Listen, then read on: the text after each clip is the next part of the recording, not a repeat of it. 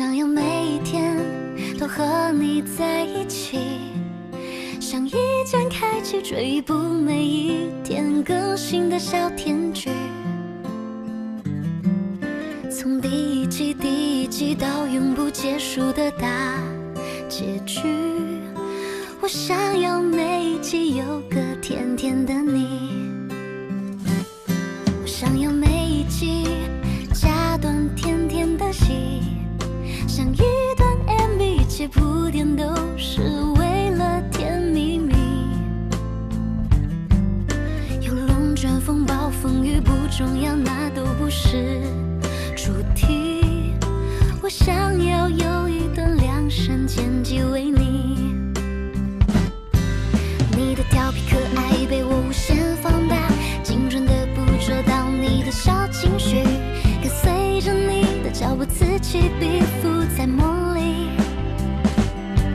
你的柔软细腻被我认真收集，宠你的纵容着你的小脾气，追逐着有你的镜头反复回看在心里。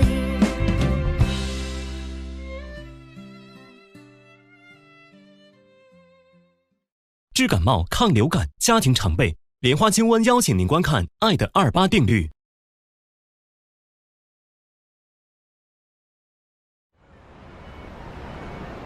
我想没有人比你们更清楚蓝总的为人，所以目前为止，程宇慧是我们最好的选择。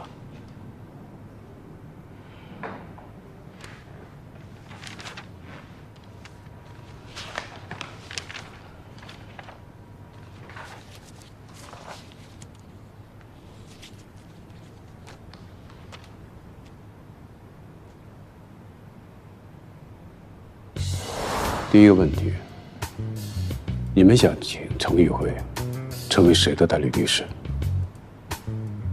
是蓝总，还是蓝总的丈夫庞总？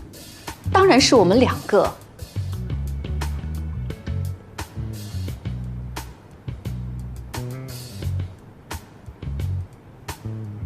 那如果是这样的话，我们只能……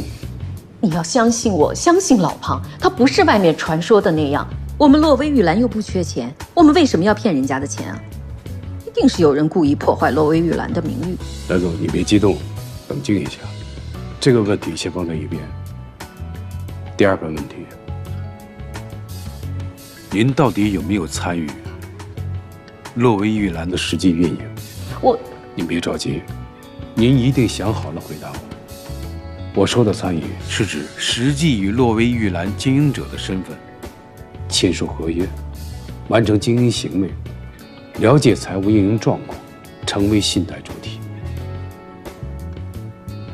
您有吗？请你如实回答。没有。好，我相信你。小金，谢谢你。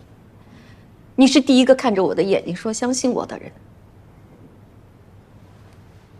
没有人相信我，都说我是骗子。以前那些天天看着我对我笑的人，现在都变成了魔鬼，恨不能咬掉我一块肉。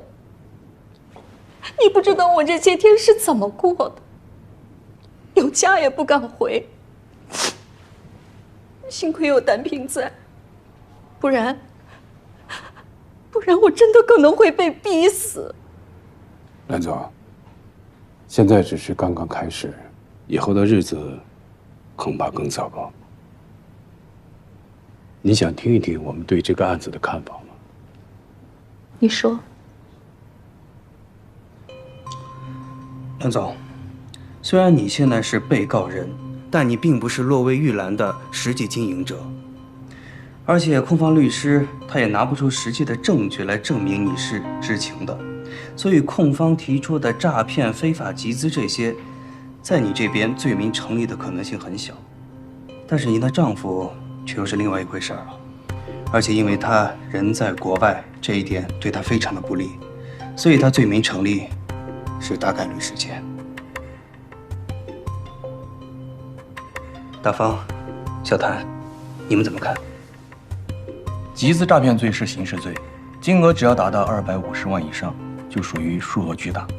不光要没收所有财产，量刑也是无期或者是死刑。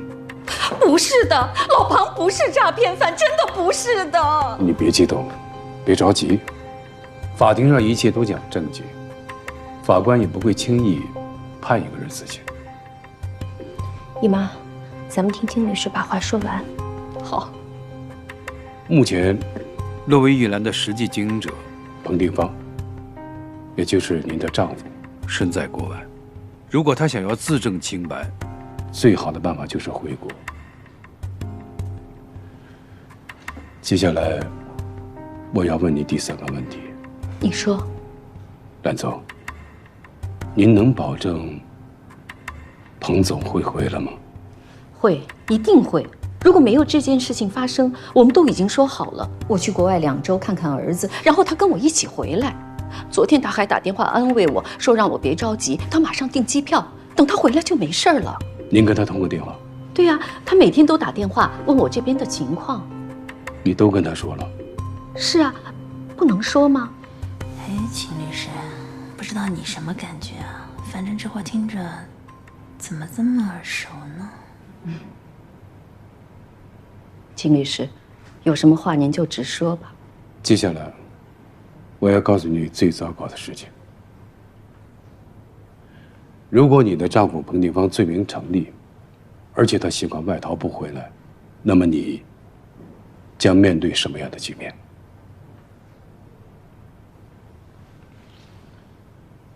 刑事认定上，只要对方没有您的直接证据，兰总，您就不会被定罪。在民事上呢，主要承担的是连带的债务问题。现在洛威玉兰牵涉的金额有20个亿，而且资不抵债，肯定会宣告破产。破产之后，法院就会清算。因为庞先生有刑事罪罚在身，根据相应的法律条款，他的个人资产一定会被没收，这其中就会包括夫妻共同财产。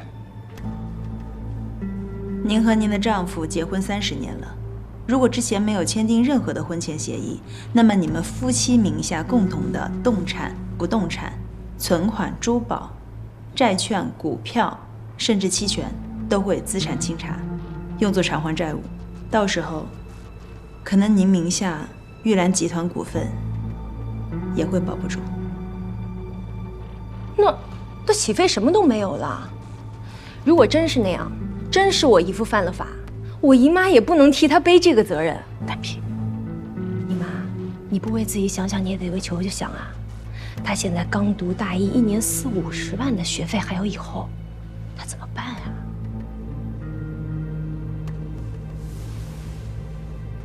乐玉兰这艘船已经在下沉了，如果不想跟他同归于尽，办法只有一个。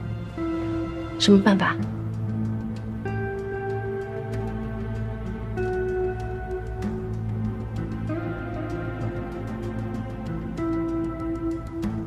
李律师，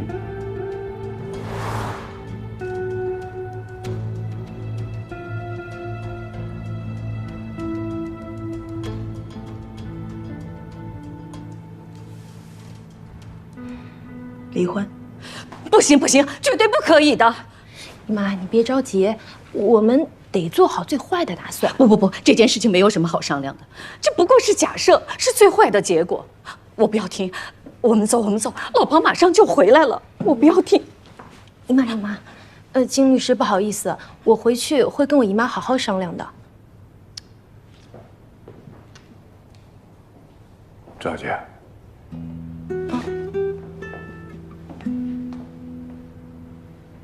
我希望你好好想一想我问的第一个问题：你们想请程宇辉成为谁的代理律师？想好了这个问题，欢迎随时联络我。谢谢你，金总，谢谢你今天所说的一切，我也替我姨妈谢谢你，我回去会尽量说服我姨妈的。姨妈，我们走吧。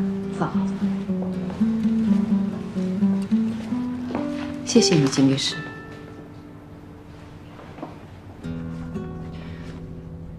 真服了金老大。你说不接洛威玉兰的案子，原来是为了打离婚官司。哎，你说他这脑思路啊，一般人搞不懂。你现在才想明白啊？秦律师他们2位一进会议室，我就知道这件事有变化。要不然你想，一个经济案件怎么会让家庭部的律师出席呢？秦律师、李律师，这次就靠你们家庭部挑大梁了。这个官司要是打赢了，你们2位可就出名了。这个案子是谁的还不一定呢，有没有还两说呢。再说了，这个案子只要是常宇会的，就是我们大家的。秦律师谦虚了，是不是还不就是你们的一句话呀？劝分不劝和，这不是你们家庭部的专长吗？小谭律师，你这话听着就让人有点害怕了。别人对我们家庭部有误解也就算了，怎么你们也这么没见识啊？像我们家庭部的人就不会觉得你们刑事部的人为了把案子搞大，一个个都劝杀不劝降的啊？是啊，以后你们有事要找我们的话，我们一定劝和，绝不劝分啊。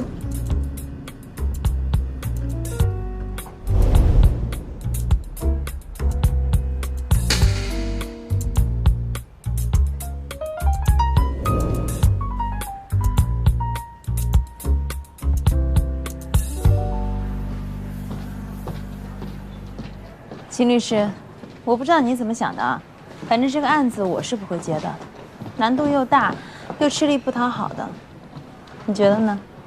你这话说的好像我们想接就能接一样。这个案子连慧姐、金总都不敢打包票，我是不会放在心上的。更何况啊，我的案子已经可以忙到年底了。我觉得，案子是别人的，命是自己的。你觉得呢？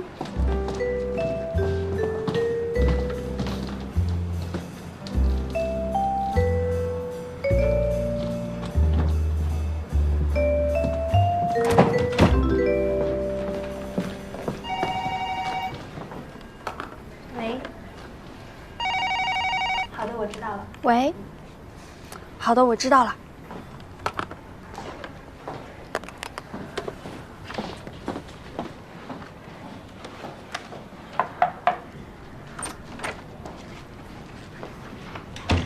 有个事要交代你，千万不要告诉任何人。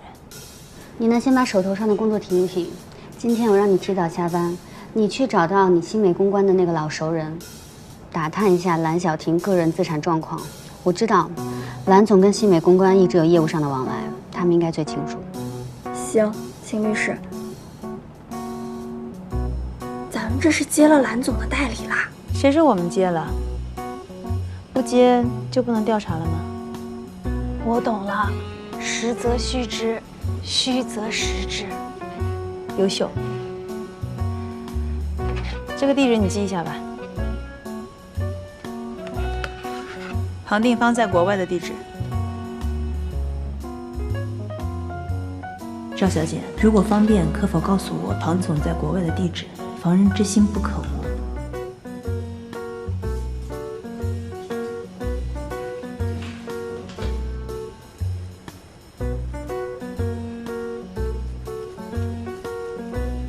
找人去核实一下庞定方在国外的状态。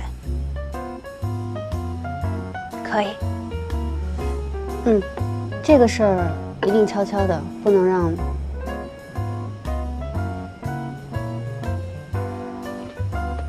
让我先出去了。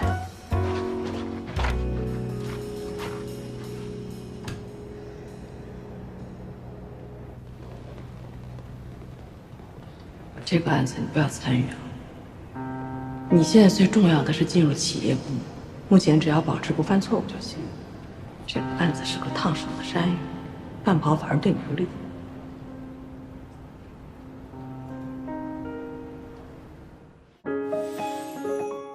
双星人像银冠耳拍 OPPO Reno9系列，邀您精彩继续。怎么着啊？啊？你妈就这样认输了？至少3个月内，她不会再跟我提结婚这件事。真的？哎呦，那我真是谢天谢地，阿弥陀佛了。哎，你都不知道，你妈这2天是1天一个电话，1天一个电话。哎，你还别说，老太太还真有毅力。要是再能年轻20岁，绝对是审问之星。我都快把我银行卡密码告诉她了。你辛苦了，一会儿给你加个鸡腿。哎，至少2个。对了，中介还有没有给你推荐房子？找什么房子呀？你不是班师回朝了吗？我打算搬出去住。搬出去住？为什么呀？秦律师赶紧走啊！你们俩不是合作关系吗？他卸磨杀驴啊？没有，那我总不能老住人家，那样影响人家生活。有什么不行的呀？你说你和他住在一起，你们俩是属于互利互惠。再说了，你帮他公司那么大一个忙，他让你住几天怎么了呀？哎，这实在是不好意思的话，你可以给他付房租啊，这样比你在外面租房子方便多了。哎，老杨，说不定啊，你住着住着，还能发生点什么关系呢？我的意思是呢，现在如果按你的要求在外面找房子，那实在是太难了。你和秦律师住在一起，那相安无事，简直就是奇迹。我从来都没想过，你和你妈之外的第二个雌性，同住一个屋檐下，不容易。第三，秦师是第三，财神是第二，他也是子姓。哎，你要非这么说的话，那我要提个人了，你那前女友，那个姚。哎，老杨，不是你去哪儿啊？你不吃饭？不是你等我啊，我卡着了。哎呦我的妈呀！老杨，哎。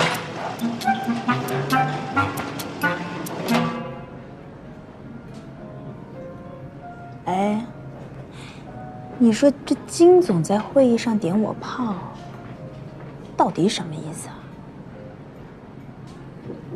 嗯，你说什么意思？我觉得会不会是我其实不一定是陪跑的呀？哎，你这个人啊，真的是在办案上啊才思敏捷，其他地方思路如尿路啊。会不会说话？那你有何高见啊？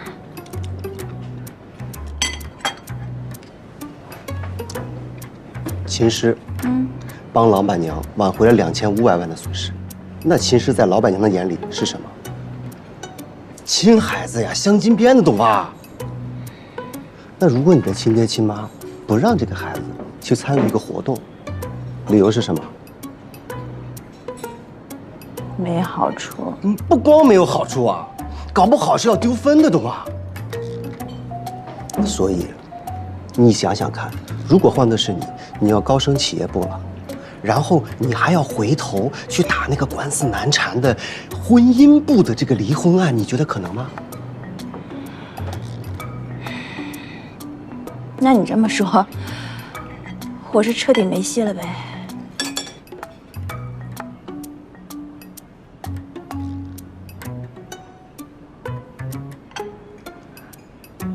说多喽，来吃一点吧。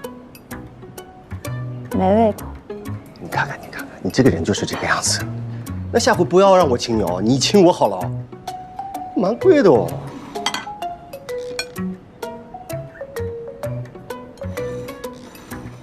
多少吃一点嘛。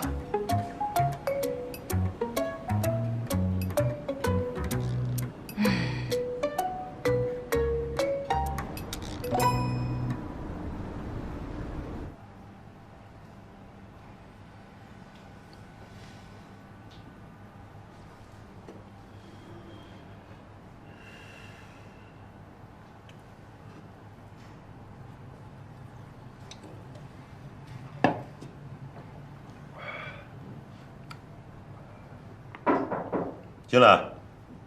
您好，您的外卖到了。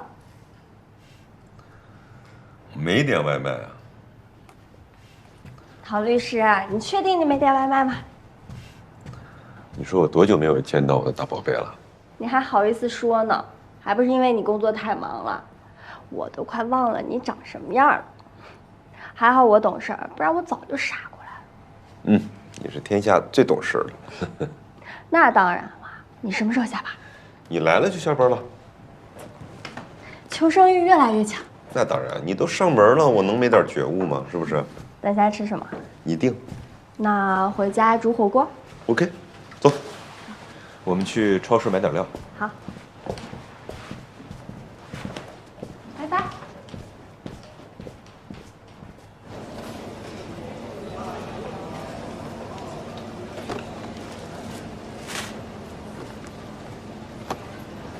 你干嘛？家里冰箱那么多肉，哪够放啊？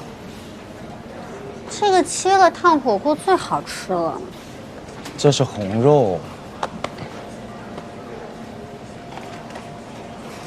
你呀，你的饮食结构很大的问题。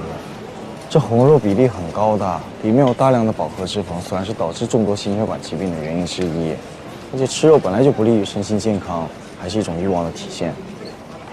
有欲望又不是什么坏事，上进心是一种积极的表现，你知道吗？再说了，吃草就真的清心寡欲了吗？你看亚当跟夏娃就是吃苹果吃出事儿来了。这我可不认同。亚当跟夏娃堕落可不是因为吃苹果，是因为他们违背了誓言，而诱惑他们违背誓言的是一条蛇，是荤的。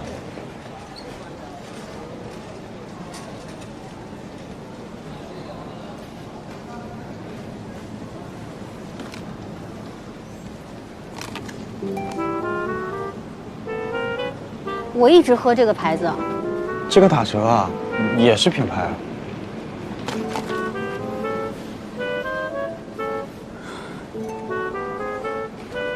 咱们分2辆车拿吧。你放过我吧。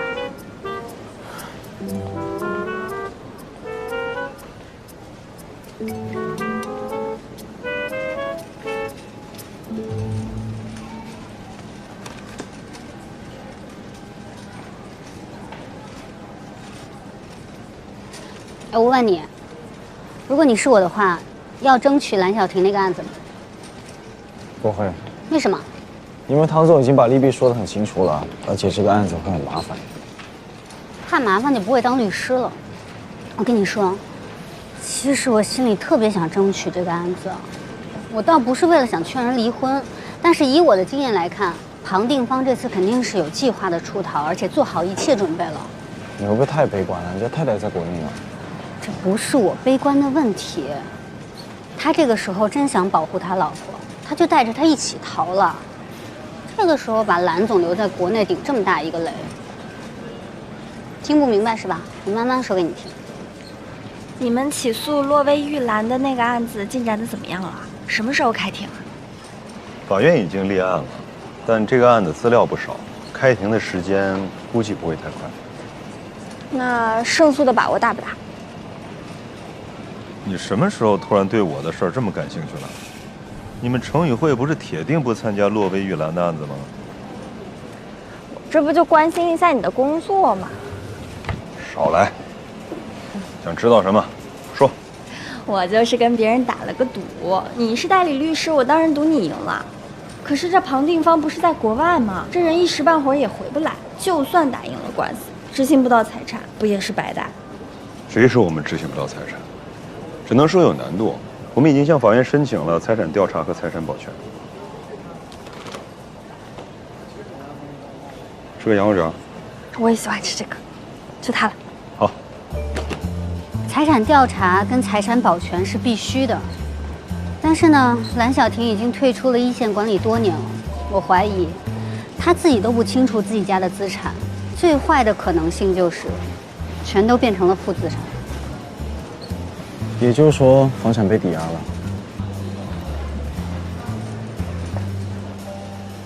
除了玉兰集团，蓝小婷名下还有其他资产，有10几家高端的美容院和培训中心，我们也都申请查封。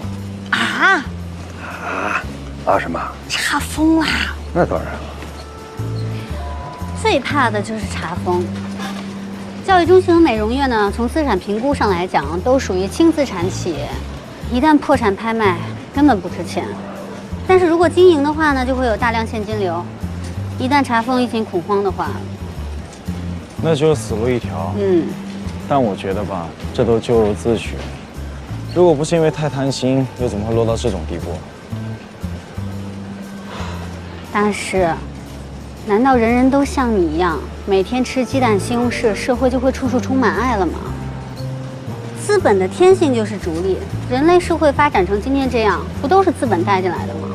你在浦江这样一个高度发达的超级城市谈反物质，本身就是一种最大的虚伪。你就是为了自己的消极包裹上了一层淡薄的包装。我觉得你也没有立场说我虚伪吧。虽然你有正义的理由，但你走的是一条充满谎言的路。你这样的生活，不就是因为你追求所谓的成功吗？如果你少一点上进心，那么你今天就不会有这么多麻烦的事。我知道你要说什么，但靠谎言来实现的正义，真的是正义吗？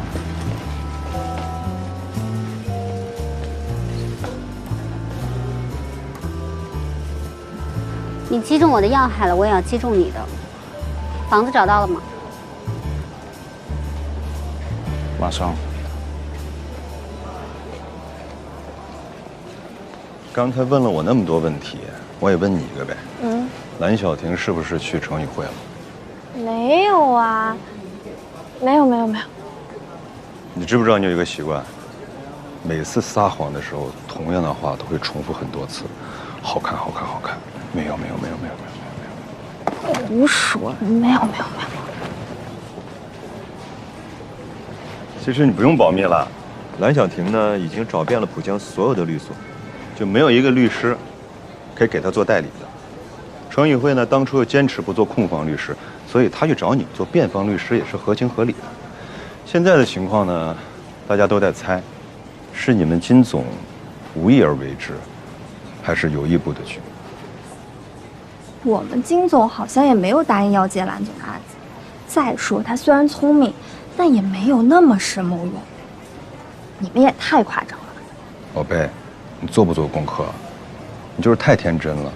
你们老板可不像你这么天真，深谋远虑着。深谋远虑。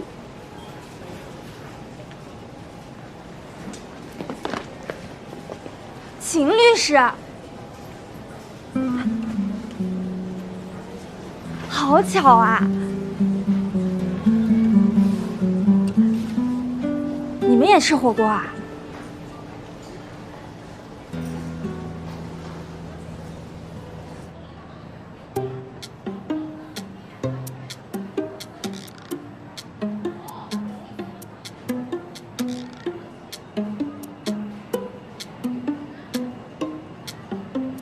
秦律师，不好意思啊，我没跟你说俊辉是我未婚夫。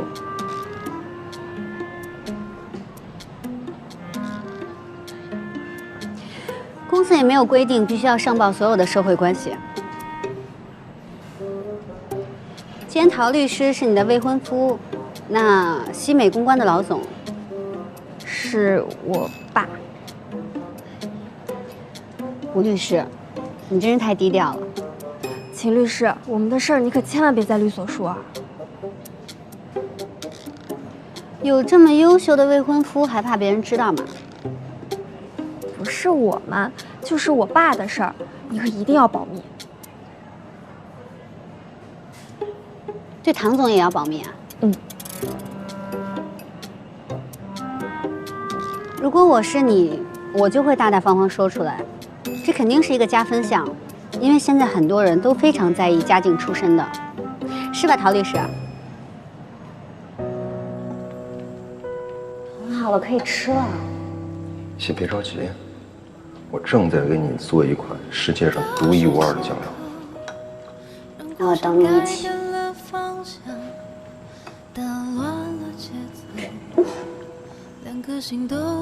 最后来点蒜。还有最后一步，画龙点睛之笔。试探着请求，伸出手要一个理由，明知道是拙劣的理由。秦大力士牌御用酱料，新鲜出。谢谢您。可以吃了吗？我等你一起吃吧，火锅我喜欢2个人吃。只要你喜欢吃火锅，我都陪着你。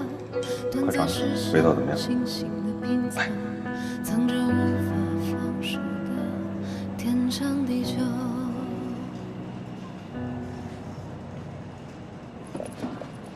想什么呢？跟你说话呢。我想吃火锅了。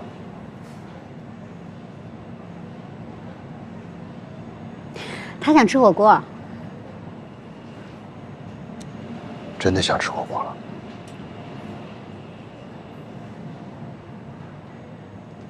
你们什么时候结婚啊？我们年底。恭喜你们！谢谢秦律师，刚好你也是俊辉的校友，也是我的上司，到时候请你一定要来参加我们的婚礼。秦律师特别忙，没时间的。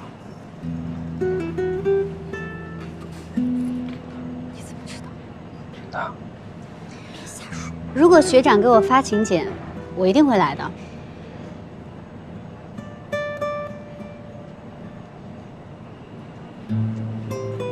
你不用勉强，其实不是每个人都愿意参加婚礼的，而且咱们这层关系，你们俩也不用到场祝贺，不来没问题。俊辉，胡说八道什么？不是很熟。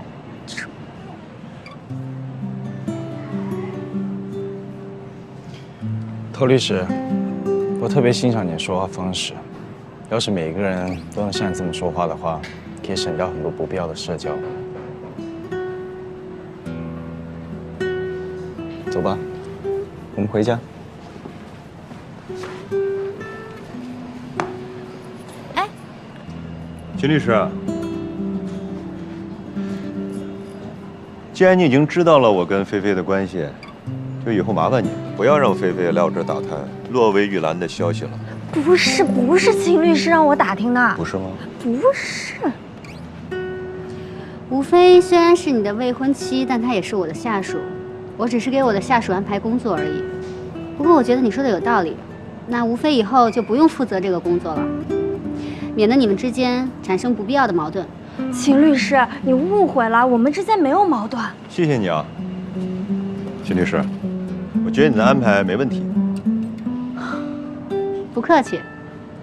饿了，回家吃火锅吧。秦律师，我们也吃火锅，要不然我们一起吧。不用了。火锅还是你们两个吃吧。说。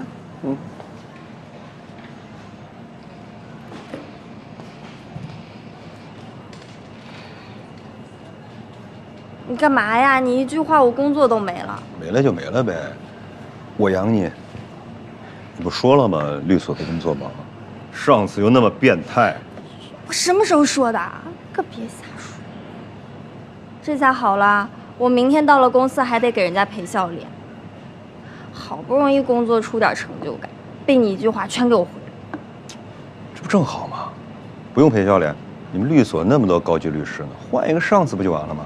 你说的倒容易，我就觉得秦律师是最好的，我要学就要跟着最好的学。哪儿值得你学呀？你要学法律，我可以教你。你不对劲，是不是有事儿瞒着我？没有。你学我，你肯定有事儿瞒着我。没有。你俩是不是有过节？你不饿吗？我也要吃火锅。快说啊！回家吃火锅了，来吃火锅。肯定不对劲。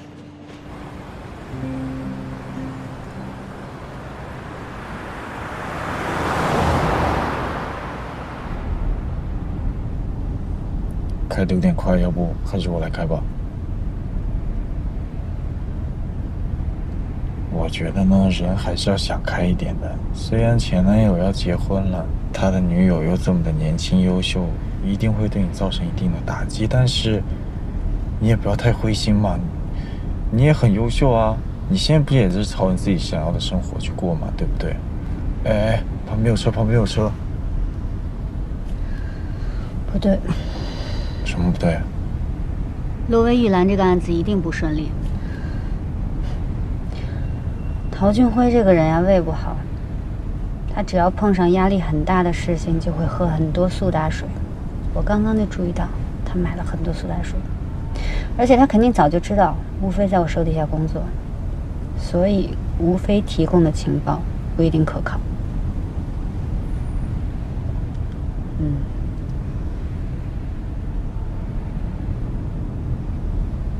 咪，所以你刚才一直在想这些事？是啊。你没救了，你的意外已经让你屏蔽了一个作为女人的情感需求。听起来也不是什么坏事。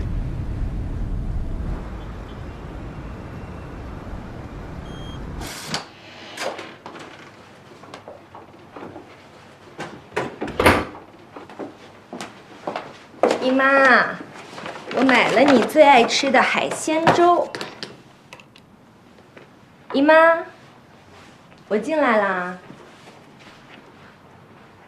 还睡呢。姨妈，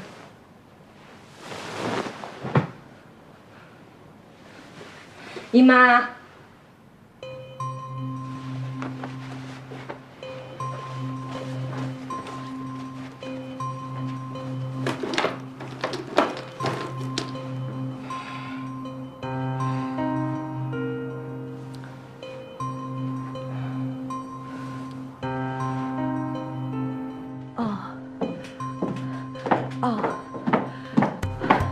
丹平，你别着急，慢慢说。蓝总他是什么时候出去的？我将近7点的时候出去买东西，那时候我姨妈还在，我总共也就出去了40分钟。我真的很担心我姨妈会想不开呀。丹平，现在我们最需要的是冷静。你先检查一下，你姨妈有没有带走她的护照？护照。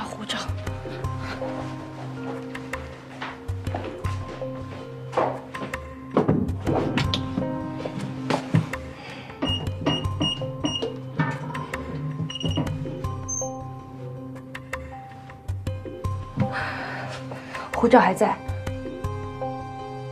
我姨妈是不会逃跑的，绝对不会。现在这种情况，我们必须按照严重程度来排除可能性，逐步的缩小范围。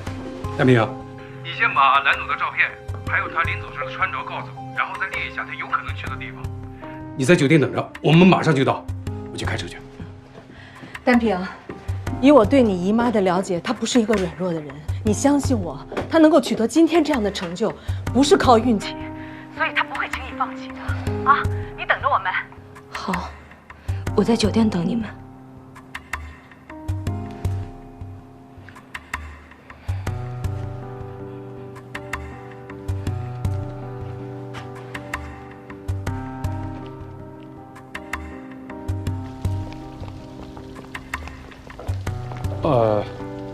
通知刑事部的老沈，再叫上小潘和大方。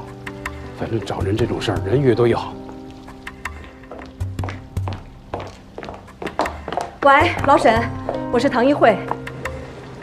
孙老师啊，话可不能这么说啊！这个你们管不了，那个你们没办法。那资格验证不就变成了一纸空文了吗？我的诉求很简单，我交了5万块钱会员费，现在很不满意你们的服务，要求退款，很合理吧？是你们违约在先的，你要是不退款的话，那我就只能走司法程序了。别呀，你们收入那么高，我挣得多跟你们也没有什么关系，我的钱也不是大风刮来的，你说是不是？哎，李律师啊，这事儿也不能怪我们嘛。孙老师，不好意思啊，我现在要接个很重要的电话，我说的你考虑考虑，过2天我再联系你啊。喂，唐总，你赶紧过来一趟。好，我马上过来。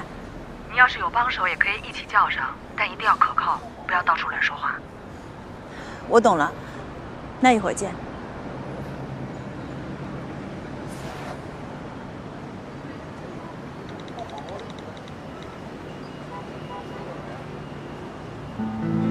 如果换的是你，你要高升企业部了，是吧？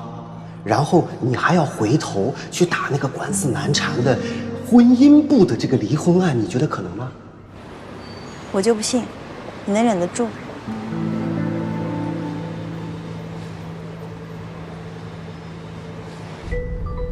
麻烦帮我接一下电话。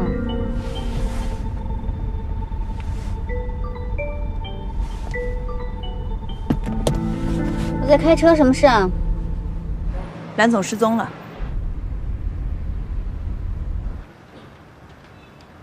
来了，挺着急了吧？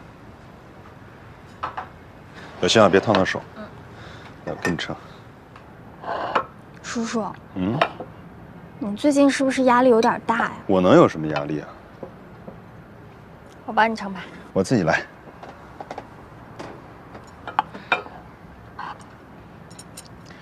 我觉得你从刚刚开始就一直奇奇怪怪的，本来说好要吃火锅的，怎么又该吃炒饭了？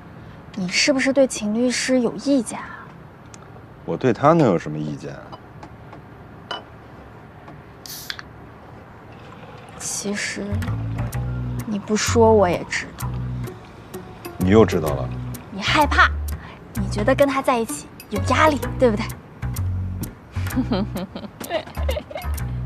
你不要用你的笑来掩饰尴尬了，我可都看出来了。其实一开始我也不是很喜欢秦律师，觉得他为达目的不择手段，独裁专制，顺者昌，逆者亡。不过秦律师在我们家庭部也算是女王一样的存在了，这种女人最容易给男人压力了。你是觉得她攻击性太强了，对不对？听你分析了这么多，你对他的看法改变了？我一直都不是一个只看外表的人。哎，你知道我们那个2500万的案子的事儿吧？一直在找到底这件事情是谁泄露出去的，是我帮秦律师查的。最后查出来的那个人是秦律师的死对头呢。秦律师非但没有追究，连人情都没要。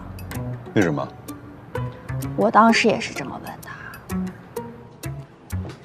君子呢有所为有所不为，周律师更是如此。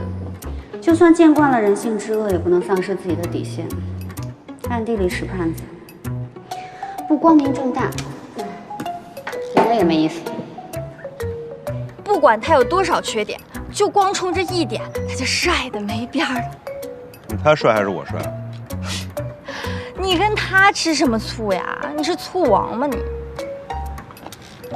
问你个正事儿啊。你们成宇会接了蓝小婷这个案子，你说秦师会不会成为这个案子的主理律师？应该不会，就算要接，应该也不是秦律师当主理律师，他是家庭部的律师，这应该算是刑事案件。也对啊。不对，秦律师不可能对自己不能处理的案子感兴趣。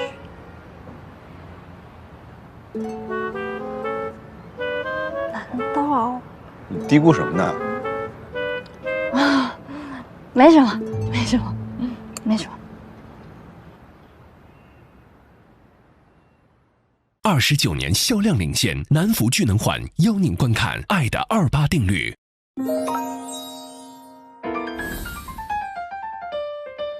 这个片子里很有意思，陶俊辉和秦思曾经谈过恋爱，但是呢，他们都向自己的后面的恋人隐瞒了前任的信息。那我自己经常遇到很多的朋友或者学生来问我说，那我谈恋爱了，到底要不要跟男朋友或女朋友隐瞒我前任的信息？如果对方没有问，其实我们并没有主动告知对方的义务，因为一个人以往的恋情经历属于个人的过往，而我跟你之间的承诺，其涉及的是现在和未来，所以我并不需要一定要告知对方说我到底有没有谈过恋爱。但是如果这个信息涉及到对方的利益，或者对方明确的问了，那我自己觉得还是最好不要说假话，因为一个假话后面需要无数个假话来圆，最后它其实会伤害到我们两个之间信任的关系。承认有前任以后，具体说什么怎么说，其实是可以有选择的。那我在这里就给大家2个小小的建议。首先，不要拿前任和现任比较，这个非常伤害感情，而且没有意义。我们是专注在我们两个的关系，这才是重要的。如果对方总是忍不住比较怎么办？很多人想通过这种方式来确认自己的特别，但他又不好意思直接开口。你不妨就直接问问对方，哎，你老想比较，你担心什么呢？有什么样的觉得我需要跟你更多的去沟通的吗？追问问题背后的问题，这才是更重要的。第二，其实我们不讨论感情的细节，但是呢，可以讨论我在上一段感情里我的成长是什么。前任这个话题本身就是彼此了解双方的一个很好的窗口。我们可以从一个人分手的方式中看到他处理冲突的方式，也能看到一个人的成长。所以承认前任的存在，谈谈在这段关系里我的一些困惑和成长，其实它并不会影响感情，反倒遮遮掩掩或者各种的比较才是伤害现在感情。